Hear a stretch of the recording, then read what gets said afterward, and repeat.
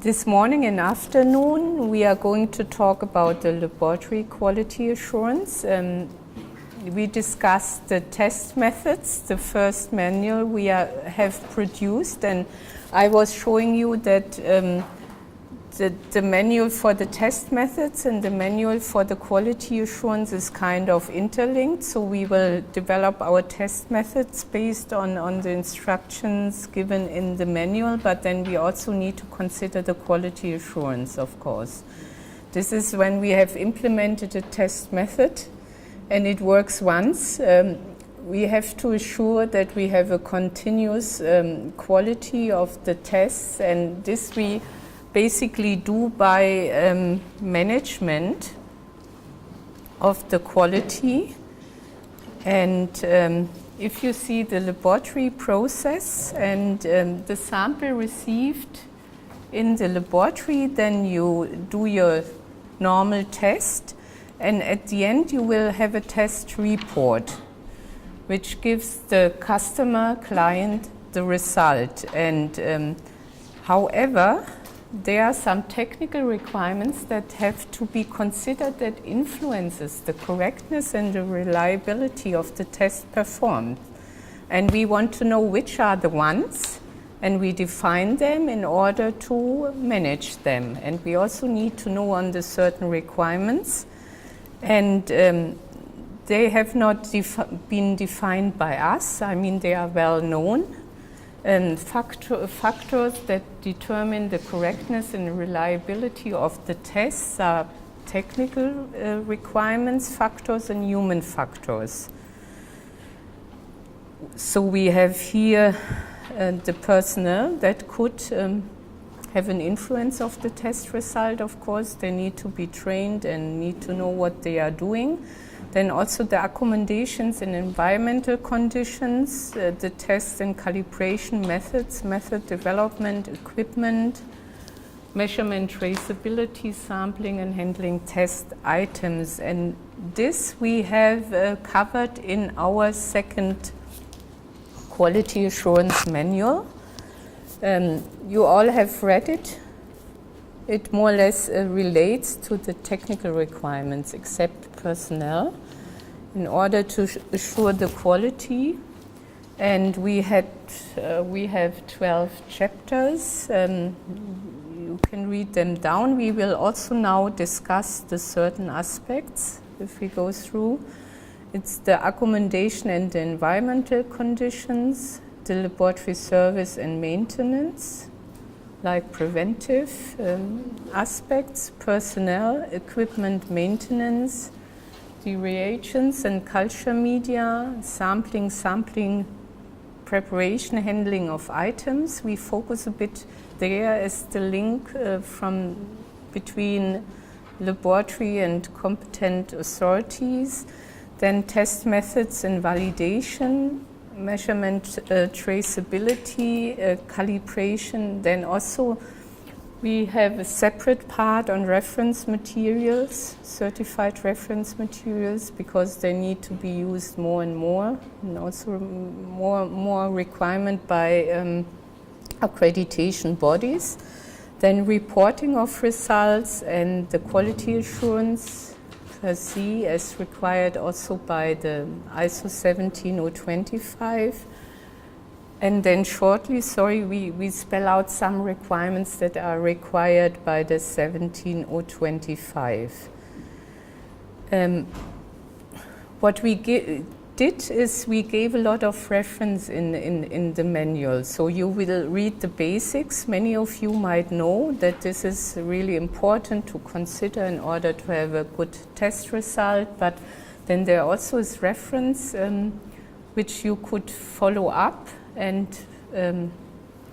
then also I put this guide below, because this guide, SFP guide to the development maintenance of fishery testing laboratories, was developed by another EU program that was active in the region, especially for fish and fishery products. And there a lot of information is available how to build up laboratories. Yeah? how to establish them not to influence our test results and the human health, also the stuff that is working in the laboratory. And we didn't focus that much on it because we didn't know your situation, but in general speaking, it's very important also how a laboratory is laid out from the beginning. Yeah, the premises, we will come to this. So these are the factors, again, the technical ones. And what I wanted to show you is, I don't know if you all know the 17025, the requirements for the accreditation. As we partially reflect here the technical requirements. The management requirements are also there, which I have listed here. It's also a lot to ensure the quality of test results. It also already starts with the organization, the management that you had set up. Everything should be in written.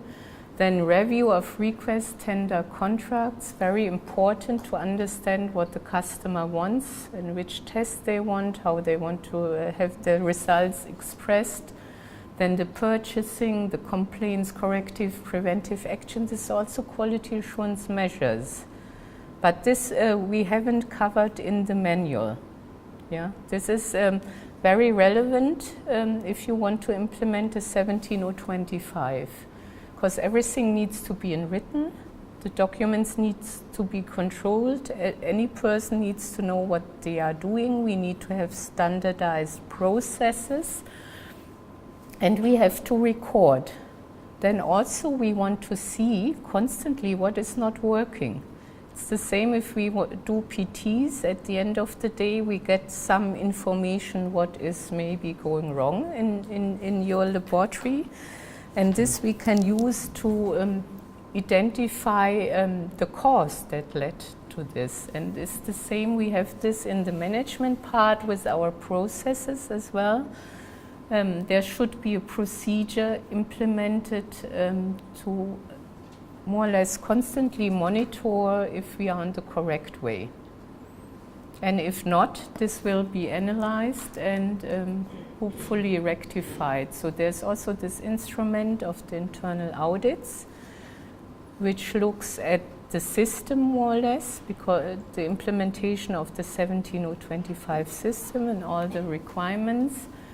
And then at the end of the management part, it's not the end, but we have also management review where the top management is involved to understand what's going on at the laboratory level and hopefully to improve the situation, understand also the needs, maybe there will be equipment needs or testing needs. This is the way to discuss it, and service to the clients or customers, very important.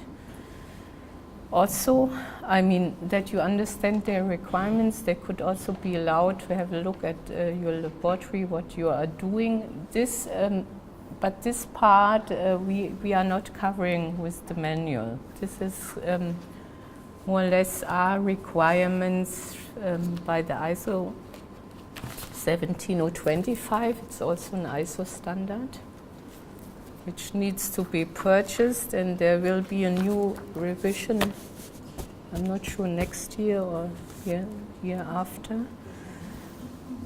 Okay, but if there are any questions to this or discussion, we can tackle them, but more or less we are here to show what we've done in the manual.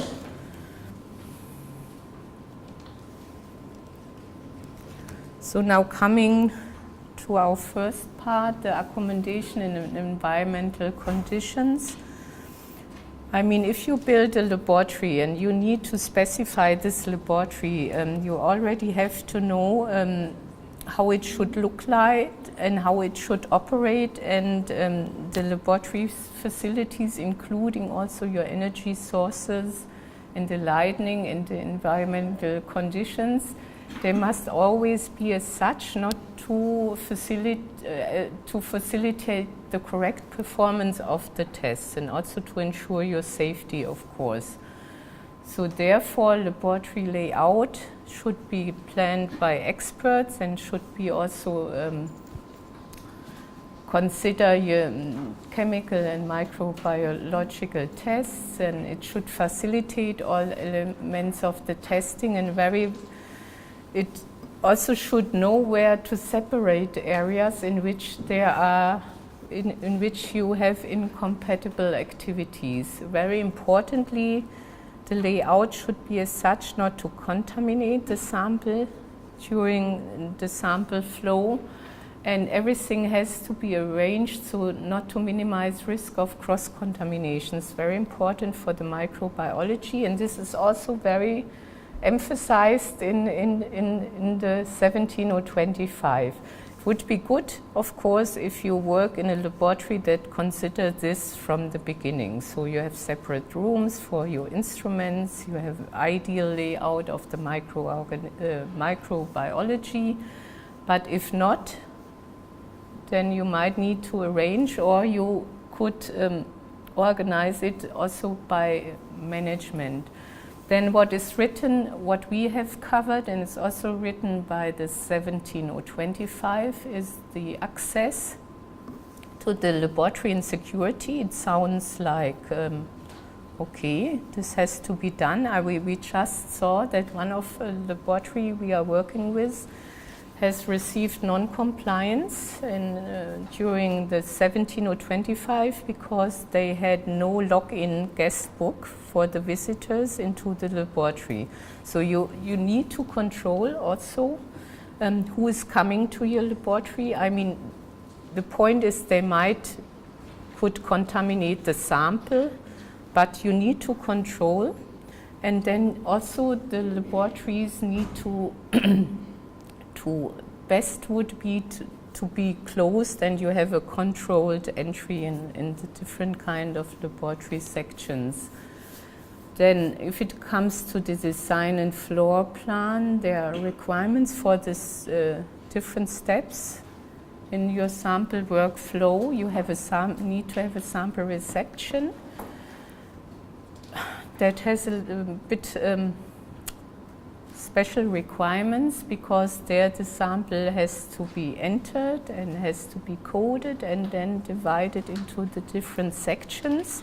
So if you have a very huge, for instance, I mean this standard, or if you go to the 17025, it's for all laboratories, whether it's a little small laboratory or a very, very huge one.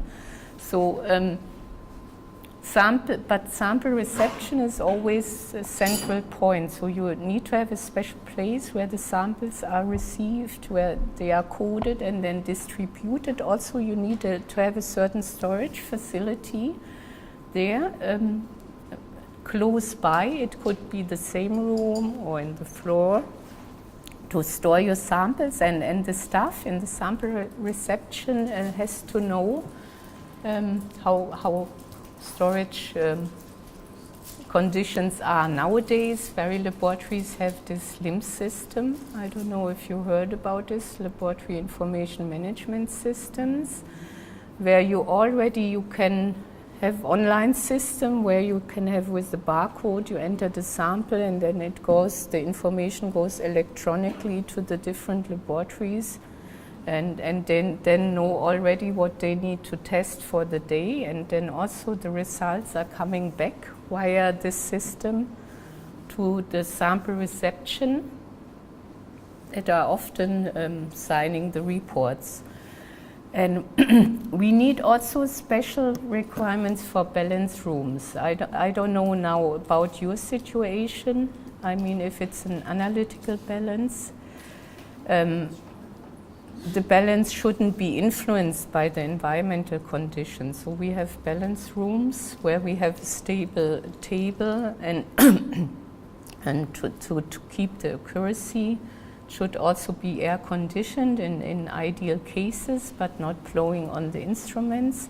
So I see it in many laboratories, but I also see balances on the workbench, depends on the range. And then if this is the case, you have to ensure that the balance stays there, not move it all the time, because this, yes? Yes, I have a question. Okay, we have balances, we have them stable, Yes, we don't move them and yes. stuff, but the concern I have with balances inside the fume hood, because if we're dealing with chemicals where we have to, as I was telling you, the congener profile of the alcohols, Yeah. we have to measure out Volumes. Actually, yeah, get the actual weight. Yes. And some of these chemicals are very nasty. Yes. So therefore we have, but I like to do it on the, so I move the balance and I put it under the fume hood. Yes, but exactly. I know with the fume hood how it operates with the flow and the move in and what's not, how do we compensate for that?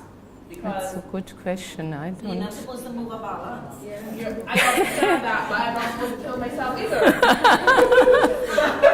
Okay, I see also balances So moving. I mean, you have. I am one. Yeah. I say it's not supposed to, but for my health, I move the balance. Okay, if it's the portable ones, depends also on the range. I recalibrate it. Yeah, and if you have the weights, if you have a set of Yes, we have the weights and we keep log Yeah, and what's yeah. not. But Yeah. well, my concern is Yeah. because of a health and safety Yes, issue, yes. because these chemicals are very nasty Yes. and they're very strong. Yes. Because I have asthma, I have a lot of allergies. Yes, and exactly. It affects me differently Yes, from how it affects yes. the others. It Yes. can really be nasty for me. Yes. So I move the balance. Yeah. I recalibrate and I take it back and I recalibrate again. But I know when you're with the fume hoods, because of the velocity and the moving and the what's not, is there something? I think there is something for this purpose that you can, I don't know if you have it in your laboratories, but this gives a kind of safety coverage. But the floor plan needs to consider, I mean, this is now for chemical and microbiological laboratories, we have kind of different requirements, we will see. But sample preparation for the chemistry is separate, yeah, from the analysis, and for the microbiology as well, but it could be nicely equipped sample preparation with all equipment you would need for doing the sample preparation, like for the extraction, for the homogenization. And then we need separate test rooms, and this has to be, normally if you would plan your laboratory from the beginning, and you would need to know that you do so many different kind of analysis with AAS, GC or HPLC, you would calculate in extra rooms for all these equipments, which we once in a while don't have in reality, and what you need to have is an extra room or separate area for decontamination for the microbiology, and offices, of course, attached. And always I put this here down, this is ISO 17025 requirement. We need to monitor, control and record the environmental conditions. Now for the chemistry, we discussed when we were discussing about heavy metals analysis, here important is more or less to avoid cross-contamination between the sample and an environment. It's very important for trace element analysis, and also this is maybe what you discussed. Always if you go into best practices, you know, where they try to analyze what's good, how to work in order to avoid contamination, you always need to have certain areas only for the concentration solution. And if you work on the equipment, you should use the diluted solution. And you don't dilute or handle the concentrated solution at the equipment, because this could be a cause for contamination, and especially interesting if you work, for instance, in pesticides and you check the formulation, which has a high amount of pesticides in it, and then the residues. This should be separate activities and laboratory facilities. We see often that it's also together.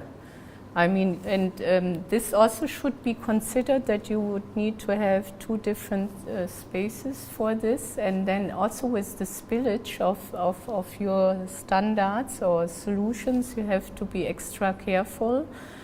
And also the ISO says you have to have a recording system for this.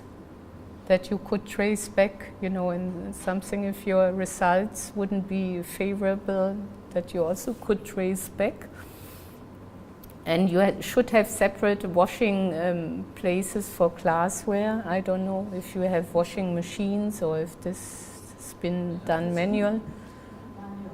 All manual? No one has a washing machine? Oh, you here, Suriname. So this is very nice. I think it's very nice to have a, yeah, washing. It's quicker, environmental friendly, they say. That should be. So in general, always here also you have to watch the good housekeeping, tidiness, and we come to this later. We also don't store everything in your laboratory, you know, like all books, like everything. So this all could cover dust, and then separate rooms we discussed always, if possible. I see often rooms where you have many equipments together, if you don't have a lot of space.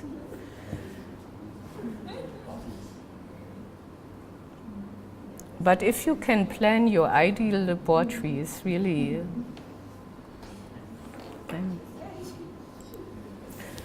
so for the microbiology, it's very important to prevent the risk of the cross-contamination. And this has to do with the layout of the laboratory, because you don't see the microbes, I mean, where they are, what they are doing.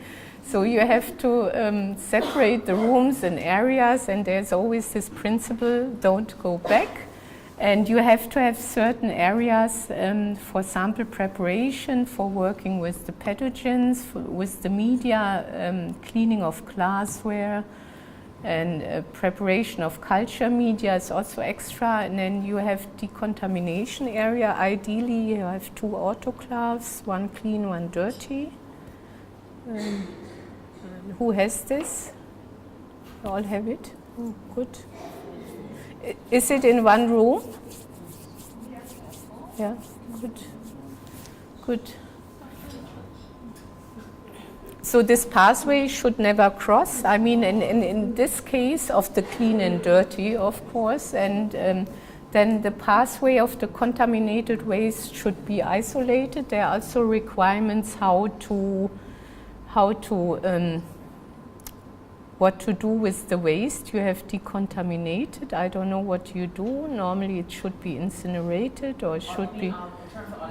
Yeah, because if you would, for instance, work with pathogens and you really have found something, and then you need to decontaminate, and then still you have the decontaminated plates, and they cannot go into the normal waste cycle.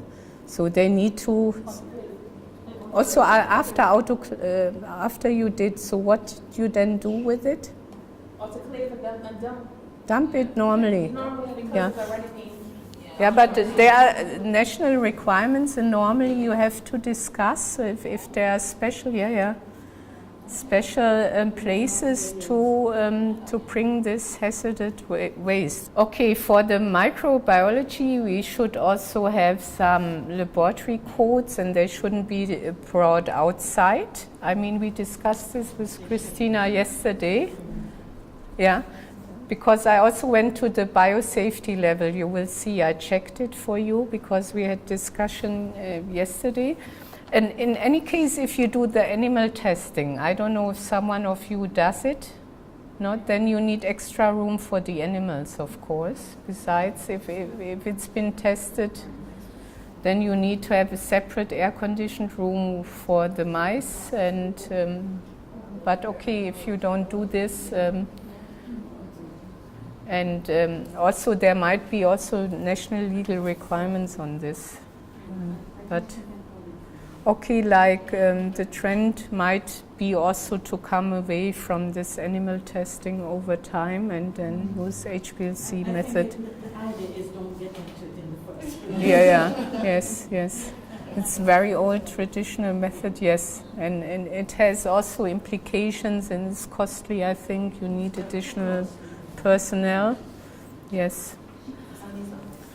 So what we have listed is if you go to guidance documents, there are some available how to set up quality assurance in the microbiology mainly, and also in the chemistry. And they give you details what you need to consider in order not to have a risk on contamination, which comes from your premises, rooms, and the physical materials. And always you have to have a smooth surface, easy to clean. You don't want to like to have corners there where pests could harbor or dust. And also this lab work benches, they need to be constructed to be durable and easy to disinfect. Then minimal opening of windows and doors while testing is carried out, and then also the sunshades. I mean, I know you might need them because the sun is coming in and you cannot really survive without them. They should be best placed outside, yeah, if possible, because if you have it inside, this could also harbor dust and you always need to clean them. Then you need to have a dust-filtered air inlet for the ventilation system. Then hand washing arrangements. I mean, this was someone asked when we drafted the manual. So hand washing is of course important in the microbiology, but best would be non-manual controlled, but very often you have a normal hand washing facility in the laboratories, and it's also okay. You might have a policy how to do the hand washing, depends on also what you are doing. And then stored items, I think the laboratory is not a place where you could live like in a living room, but I saw this also as well very often, also with plants inside. Some people eat and drink in the laboratories. Yeah, if they don't know, and this should be understood. And you always have to have a documented evidence to control these risks and decontamination procedures in place. But I think you all know these things, and also, yeah. But okay, I'm in some laboratories when they want to go for 17025 in the microbiology, all of a sudden they realize that maybe the table is not correct, you know, and they would need to have a better one. So therefore you could also improve.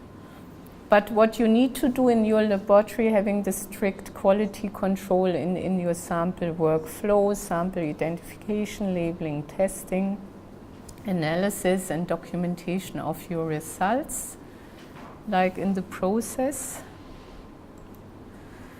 And only one point again to this sample reception. Administration of work and sample tracking. Normally you have to consider the principles, but if it's very big laboratories with different sections, you know, chemistry, microbiology, residues, contaminants, pesticides, allergen, part, fish sensory or whatever, then this kind of laboratories very often, if you enter, have an entrance where there's sample reception. And from there, everything will be divided, and they collect the sample, and then also you could put the sample, log it very easily in without knowing where the sample comes from. Yeah, where the sample, no, but in the case of water, and this could be part of the accreditation, I think this has to be done by competent or trained personnel, and very often, and this is also good, it's been done by the laboratory, because they bring also the sterilized container, they know how to take the sample and how to. The requirement that the sample be anonymous mean that Yeah. the analyst does not know what the sample. Yeah, for instance, fish comes and it will be maybe repacked, gets a number, you know, and you have the sample submission form, or the form where the assignment is being shown, what tests need to be done, depends how your system is organized. And confusing? That the lab can sample, and now you're saying that they No, for the water they can, you know, if it's part of the accreditation, this is different. But nonetheless, you have an entry of a sample. It's not different. You know, this is when we come to sampling. Normally, you have the competent authority, they sample. And then they bring the sample to the laboratory, and there is a sample reception.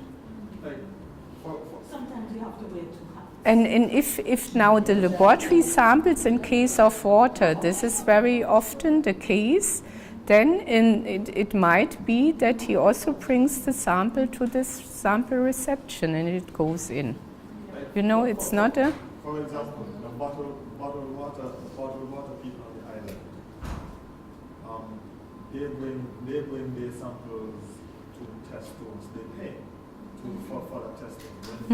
When the water comes in, it has no labeling on the bottle. Yeah, So this yeah, is one yeah. way where- I mean, you can try to say that it is anonymous, but you know the design Yeah, of the bottle. Sometimes you know, because You know the sometimes design you of the have to do bottle. the sample Yeah. receipt.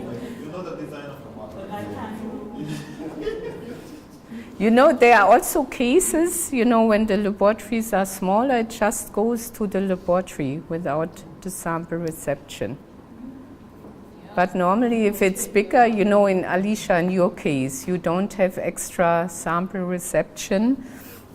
But this should be normally the case, you know. And also, if he would sample or the laboratory would sample, there would be a procedure, like standardized procedure, how we deal with the sampling. What and everything then needs to enter from this sample reception, especially if you have lymph system there.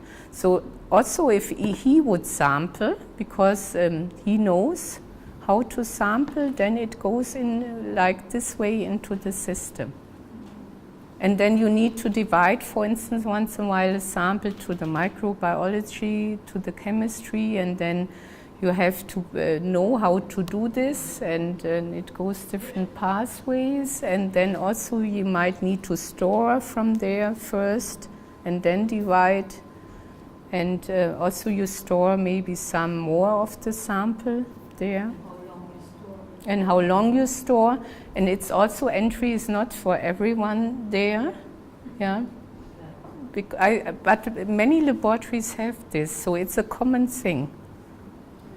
But of course, if you are smaller and you miss capacities, You wear different hats inside. yes, Confidential. yes, comes directly to.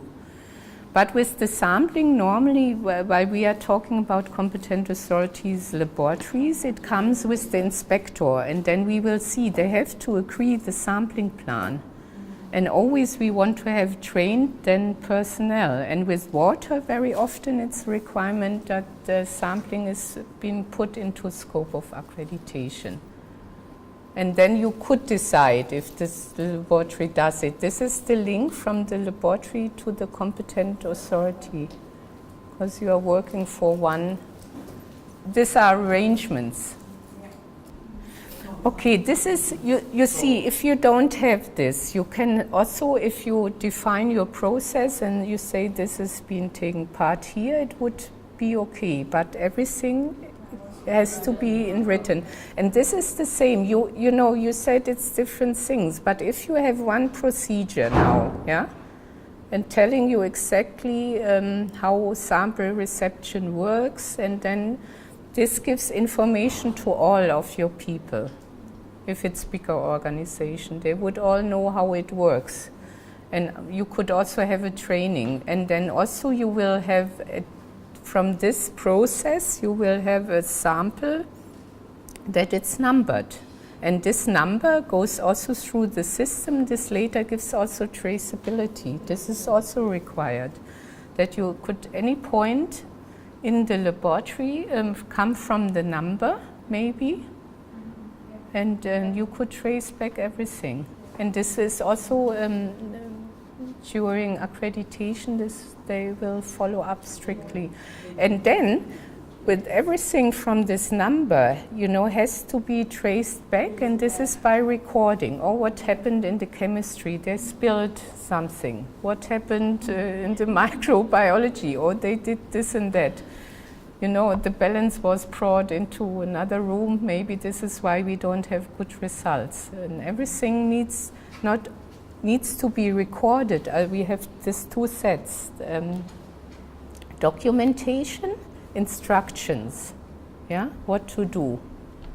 This is test methods, or could be instruction how to calibrate, or instruction how to handle the test item, or how to being trained, or whatever.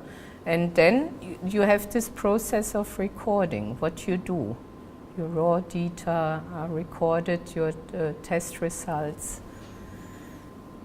Yeah, and without having this in written, it's difficult. But I guess this is difficult to start. I mean, someone needs to take over this process. This is why I think this quality manager is very important. There could be someone writing all the procedures, but you always need to be informed, of course, how things are working. And this is always considering this standard in the new revision. They don't say calibration and testing laboratories, all laboratories. This standard is for all laboratories, whether they are very small or very big. So you can also manage, maybe without having a very big, huge sample reception, but you need to consider principles. Separate area somewhere with small storage facility, entry with anonymous if possible.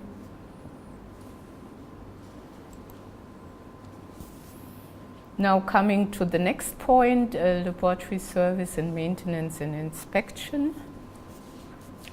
Are the key services of power, water, drainage, the cupboards, the air circulation, basic operation of cleaning, and you have to have also procedures in place. I mean, this system could crumble down, you know, they could have some problems. So we need to take care that they are working, and we have to report also what's happening with this kind of services. And the requirements are mainly, I mean, for the instruments on the power, water, and drainage. I see this very often with the high sophisticated instruments.